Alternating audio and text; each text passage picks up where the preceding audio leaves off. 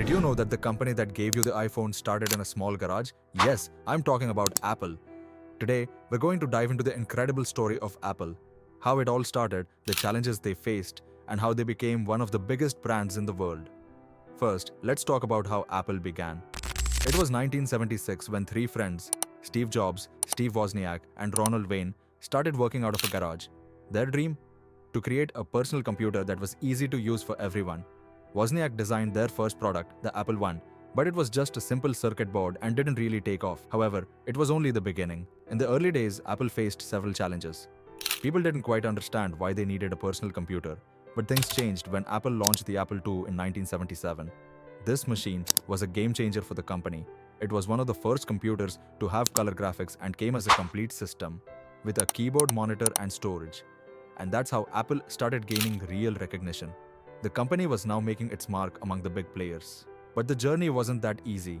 Companies like IBM were dominating the market and Apple was facing tough competition. Then Apple took a big risk with the Apple Lisa, the first computer with a graphical user interface, but it was too expensive and didn't sell well. Apple's true success came in 1984 with the launch of the Macintosh. It was marketed as the computer for the rest of us. Its user-friendly design won people over, and it came with the iconic 1984 inches Super Bowl ad, which is still remembered as one of the best ads ever made. But things got rough for Apple in the 1990s. Microsoft's Windows was taking over, and Apple faced internal struggles. Steve Jobs even left the company in 1985. But the story doesn't end there.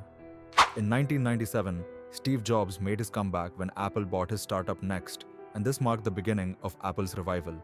Jobs streamlined the product lineup and focused on design and innovation. The launch of the iMac in 1998 was a turning point for Apple. Then, the iPod came in 2001, revolutionizing the way people listen to music. But the real revolution came in 2007, when Apple introduced the iPhone. It wasn't just a phone, it was a music player, an internet device, and a phone all in one. After the iPhone, Apple never looked back. Apple didn't just stop at making devices. They created an entire ecosystem where their products and services work seamlessly together. Whether it's Apple Pay, Apple Music, or iCloud, Apple made sure that once you're in their world, you don't want to leave. After Steve Jobs passed away in 2011, Tim Cook took over as CEO and took Apple to new heights. He shifted Apple's focus towards services like iCloud, Apple Music, and more, while continuing to create top-tier devices. Cook also placed a big emphasis on privacy, sustainability, and user security. Today, Apple is one of the most valuable companies in the world, worth over $3 trillion. Now, Apple is investing in new technologies like augmented reality, AR, virtual reality, VR, and artificial intelligence, AI. There are even rumors of an Apple car in development, and Apple is also making big moves in healthcare with its wearable devices. So that's the story of Apple, from a garage startup to the world's biggest tech giant.